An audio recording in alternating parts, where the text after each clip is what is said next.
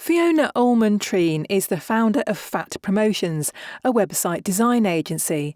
Fiona attends all sorts of networking events, but as she works from home, she does enjoy face-to-face networking and not being in a room that's full of people she's related to. Thank you very much for being my guest on the podcast today, Fiona. Oh, my pleasure. Thank you for having me on. Now, you're a website specialist. Have you always worked in the field of websites, and what was your first job? Oh, wow. My first job. Well, I did all those lovely jobs at college, like bartending and waitressing and all of that sort of thing. But no, straight out of college, I went into graphic design, as was the only option in design at the time. Web design was not a thing, which gives away the age. But yes, I worked in graphic design for a few years, and then the website industry just suddenly exploded overnight, and I got very interested in that very quickly and switched into that. So yes, originally graphic designer doing I used to do postcards for the Tussauds groups, so Madame Tussauds and Thorpe Park and Chessington and things like that. I used to do all the Photoshop to make sure all of the people looked like they were having fun and not just scared to death. So Now, I had a look at your LinkedIn profile earlier on, and I noticed that you created the first website for Hastings Council. I did. What was their first website like? Can you remember? Oh my gosh, I can remember it so clearly. Honestly, if you looked at it now, you'd think it was done in crayon. It was so basic. But, you know, that was the thing at the time. It was like the late 90s. Yeah. And they were so basic. And I remember at the time saying to, I'd already said to a couple of bosses where I'd been working in different industries, you know what, we've got to get on this internet thing. And one of them, I remember, beautifully said to me, yeah, it's a passing phase. And he's now one of our clients, and we've built about 4 different websites for his various companies. So it's quite funny. I do like to remind him of that. I bet.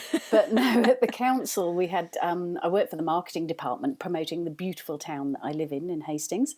And they said, oh, we'd love to do something like quite swish. What could we do like for this new website idea? And I mean, it was literally 5 pages. It was a who, what, why, where and how kind of thing. And I said, well, there's all these Hastings all around the world. Why don't we do a live link up and a live chat? And we had this at the town hall with like massive screens, and TV was there and radio. It was a really big deal. Yeah. And it was a disaster because we were all on dial-up. Yeah. And, you know, it was terrible. There was a delay of about 5 minutes between talking to anybody. I'd already geared up my uncle who lives in Barbados, because there's a Hastings in Barbados. Yeah. So I'd said to him, right, you're going to be on at this time and you're going to chat with me, and I'm going to say, how's the weather there and stuff like that. Yeah. Well, I mean, I say it was a disaster. It wasn't. It was great. Everyone thought it was amazing. But if you look back now, you think, gosh, nobody would sit there just to watch somebody else and go, oh, they're typing. You know, it's crazy. Different times. Yeah, absolutely. I mean, there must have been a lot of changes in the way websites are built over the last 25 years.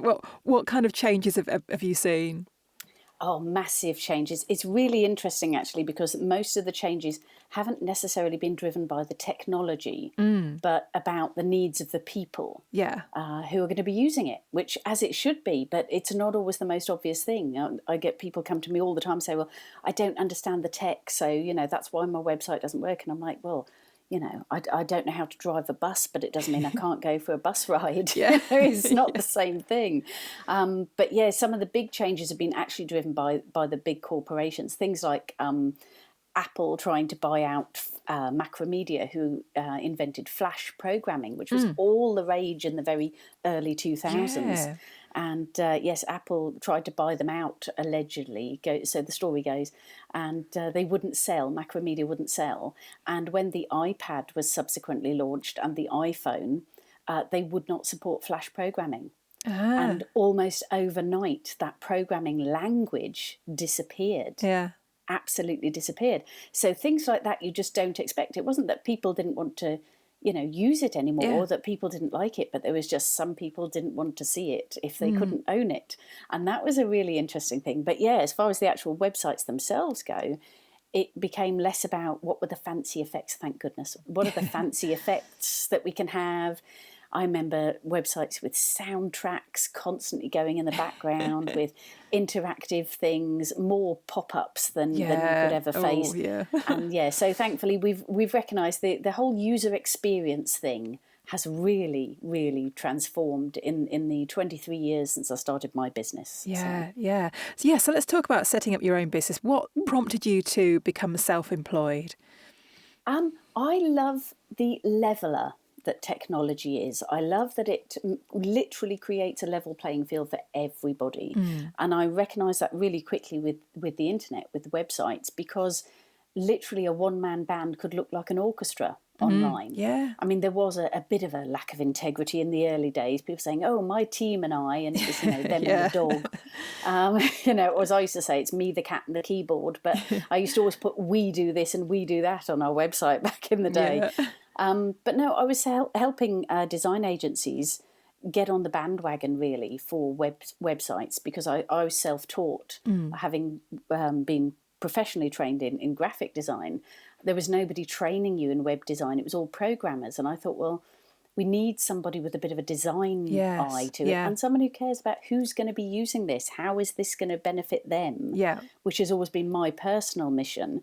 And so, I decided I would teach myself how to do the technical bit so that I could bring the human side of it in, and then could help, as I say, very small businesses compete on a level playing field with the big guys. So that was why I started the business.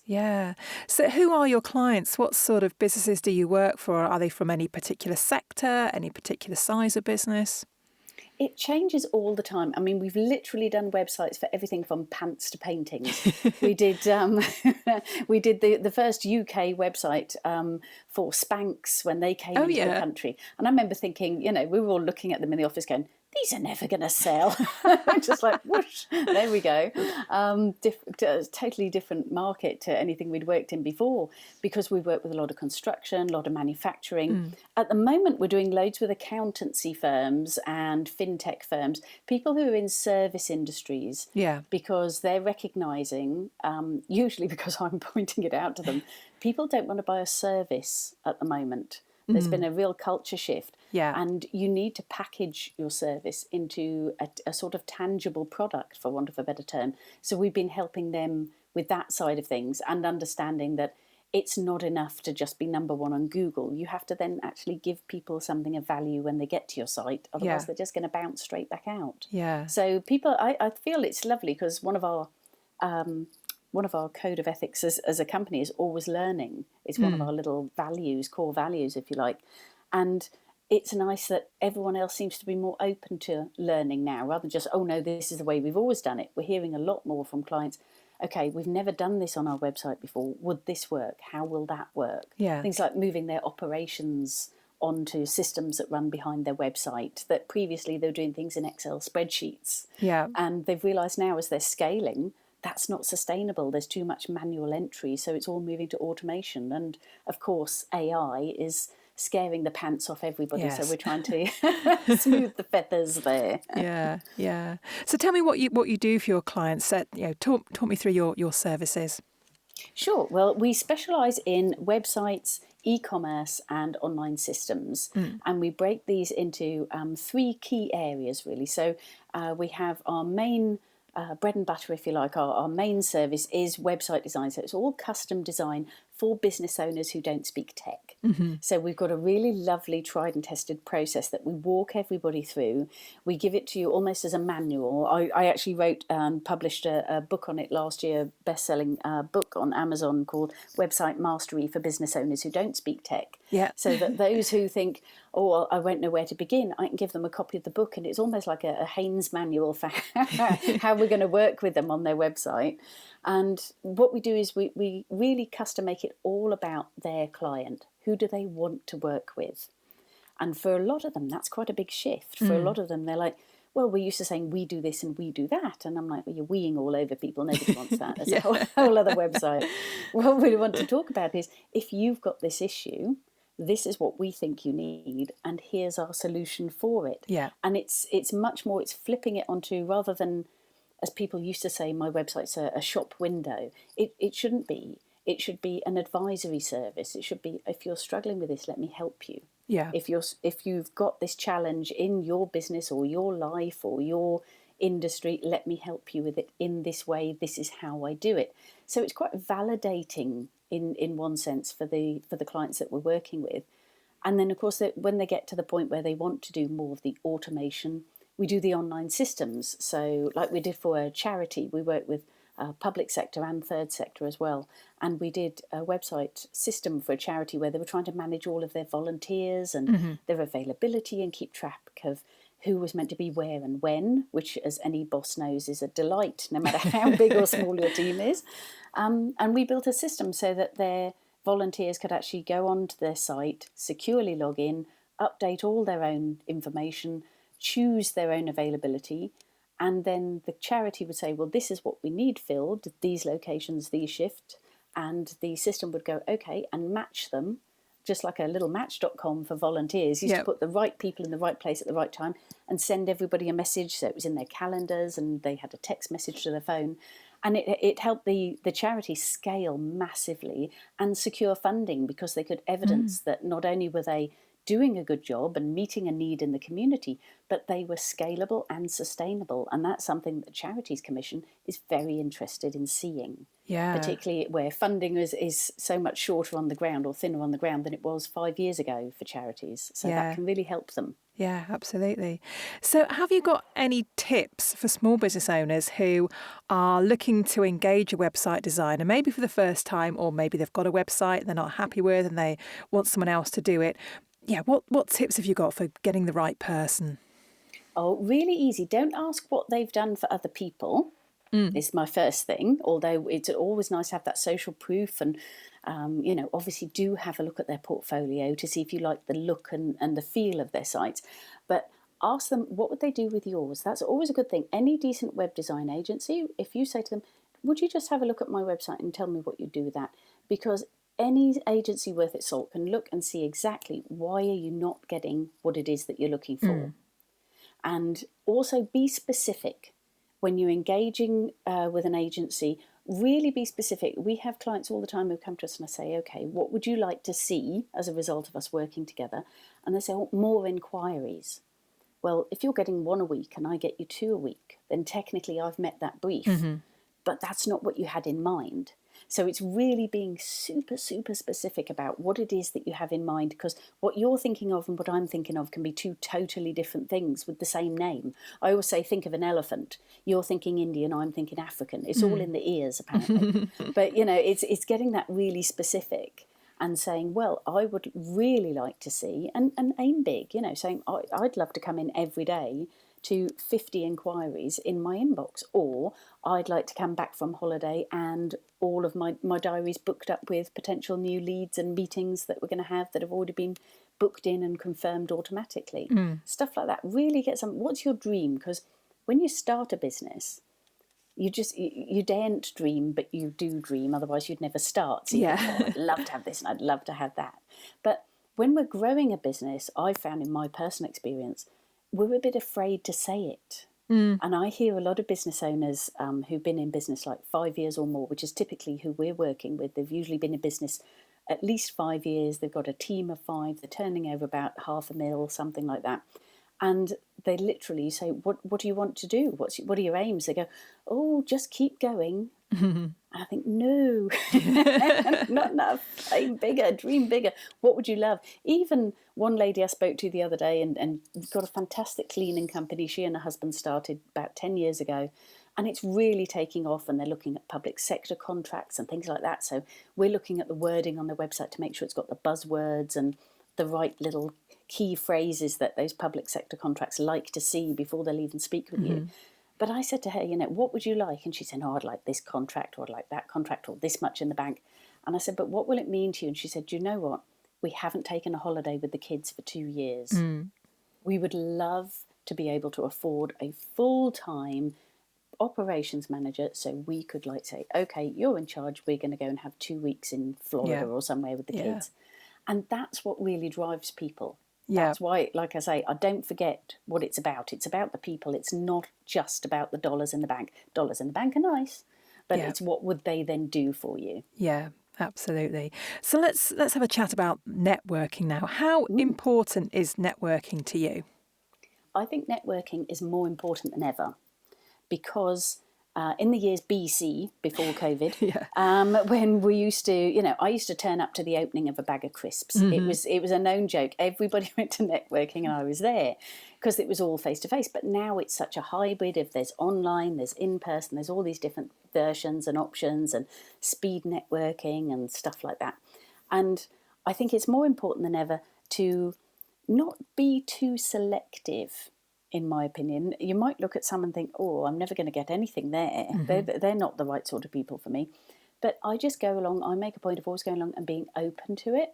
Yeah. Because we've had referrals come through from networking that I went to 3 years ago, 4 years ago, right in the middle of the pandemic crisis. And there's people who suddenly popped up and say, oh, yes, my friend spoke to you in 2021. And I'm like, really? But people remember. Yeah. People remember people. And I do believe networking online and in person are every bit as effective as each other. I don't believe there's a two-tier system there personally. No. So what kind of events do you tend to go to, and how many would you go to typically in a week, in a month? In a week, I attend at least 2 networking events, usually online. Monthly, I go to at least 1 in person. Quarterly, there's a couple of larger meetings that only run quarterly in person that I go along to. Apart from anything, it's nice to be out of the house. Yeah. Now that my entire team works from home, they wouldn't come back to the office after COVID, which I think said more about my management style than anything else. But now that we work from home, it's nice personally to be in a room with people I'm not related to. It's nice to say, oh, hello, person I don't actually have a history with. What do you do? Tell me all about it. And that's really nice. But similarly, I've made great friends with online networking. I'm and several clients through online networking. One of them is in Bristol, and my daughter's just starting her final year at university in Bristol. And I said to her, I'm coming to Bristol to visit my daughter. Would you like to meet up for a coffee? Yeah. And it was so nice to meet in person. But she's been a customer for about 4 years at that point. Yeah. And I really consider her a good friend. So it was quite funny to suddenly see them in a different context. But to me, it's no different. Other people have said, oh, you can't form the relationships. But I think if you're as open to a camera as you are to speaking to somebody face to face, you'll be fine. Yeah. Now, I know that you also run something. You run a monthly mastermind for women. How did that come about, and how does it work? I actually started that. It's called the Affinity Business Initiative, and I started it back in 2019 because I noticed there were a lot of, local to me, there were a lot of female entrepreneurs who would come to me to talk about their website. Typically they had either a micro business or a one-person band, or they were just starting out in business. And they would come to me to talk about the website. They weren't yet at the point where they needed... I've got 8 on my team, so they didn't need such a big team to be working with them at the moment. And in full transparency, I've always said that to people. If I've said, we are a sledgehammer to crack this walnut for you, you don't need us yet, kind of thing. Come back when you do. And thankfully, touch wood, they do. But it's one of those things where I kept getting these female entrepreneurs coming to me to talk about the website, weren't able to work with me, but then would kind of call me up and say, I'd really like to get your take on something, because you've been in business a while. For a short spell, I was a director of my local Chamber of Commerce. I did some business mentoring for the Prince's Trust, things like that. And they said, can I just come and talk to you about this and work a few things out? And that kind of snowballed. Word got out that I was happy to do that, which I still am. But it was so many people were coming to me for this that I said, why don't we do this together? And we meet monthly in small groups, no more than 12, otherwise it's chaos. And it's a 2-hour meeting every month. And what we do is we brainstorm and mastermind whatever our challenges are. And they're in the 4 key areas of business, which I've identified from my own experience of financial. All of the challenges, the things that wake me up at 3 a.m. are either financial, what to charge, whether to go VAT registered, all of that stuff in the start. Operational, do I need stock? Do I need staff? Do I need premises? Promotional, how do I reach people on social? What do I do with TikTok? Where else do I reach people if they don't do that? And fundamental, which is how do I take care of myself and not get burnt out, frazzled while dealing with the other three. So we meet and we each take it in turns to mastermind what is the challenge. People ask clarifying questions in the room to really understand what the problem is. And then they share their own experience. So it's not saying, oh, you should do this. Yeah. All the ladies who come to me every month will tell you, I ban the word should and the word need, because they're both got a horrible energy to them. One is telling and the other one is needing, is grasping. And we don't want to do either of that in business. So, but yeah, it's a great group. And I've had some wonderful feedback. A lady there said just 2 months ago, she said, I've actually had my best year in business ever because of this group. Wow. So that was really lovely. That was great to hear. Yeah. So networking. How can networking help get more eyes on your website? I thought that'd be a good question for you. Oh, yes, 100%. It's one of my favourite. I actually have a video on my YouTube channel about exactly this, tying your networking to your website. So, I mean, there's as soon as you come back from networking and you have that pile of business cards on your desk, don't just put them in the bin. Don't do anything with this. Go straight onto LinkedIn before you make that cup of tea, before you take your shoes off. Go straight onto LinkedIn and send a message to each of the people you actually met and say, it was great to meet you today. Would you like to have a one-to-one? Yeah. And obviously you have a link in that to your website where hopefully, if you've got a decent website, people can then book a half an hour chat with you or discovery call or however you term it, and they can get to know you and take it further. Yeah. Because that means so much more than if you just connect with them on LinkedIn and never do anything else. You'll never find them again. You'll never. I have, oh gosh, I don't know how many hundreds of people I'm connected with on LinkedIn, but I've had a one-to-one with every person who I've met through networking. Yeah. If they're just people who randomly approach me on LinkedIn, chances are I don't usually say yes. But if it's somebody through networking, yes, I will always have a chat with you. But I would say on that one, please don't, if you're starting out networking or if you're thinking of applying this, please do not go through the attendee list and send them all a message saying it was great to meet you. If you didn't meet them, just don't do it. Yeah. Because straight away you've lost credibility and you can't come back from that easily. Yeah, absolutely. So one final question for you, Fiona. If people want to find out more about you and your business or connect with you, what's the best place for them to find you? Best place to find, I'm not hard to find. Best place to find me is if you go to fatpromotions.co.uk. And you'll see on there as well, you can grab a free chapter of my book, which will help you identify that chapter specifically, will help you get super crystal clear on your target audience for your website, which is the first step that I make every new client do before we start working with them, get really super clear. So yeah, have a look at fatpromotions.co.uk, or we're on all of the channels, obviously TikTok, LinkedIn, Facebook, X, oh gosh, all of them. And it's all at Fat Promotions. Just Fat Promotions all the way. Lovely. Thank you very much. And I received your book in the post 2 days ago, I think. So that's now on my list of things to read. Thank you very much for that. You're very welcome. No, see, I like to give everybody a copy. It's the best business card I've ever had. Oh, yeah, I can imagine. Yeah, thank you for being a lovely guest today, Fiona. Thank you, Liz. Really enjoyed it.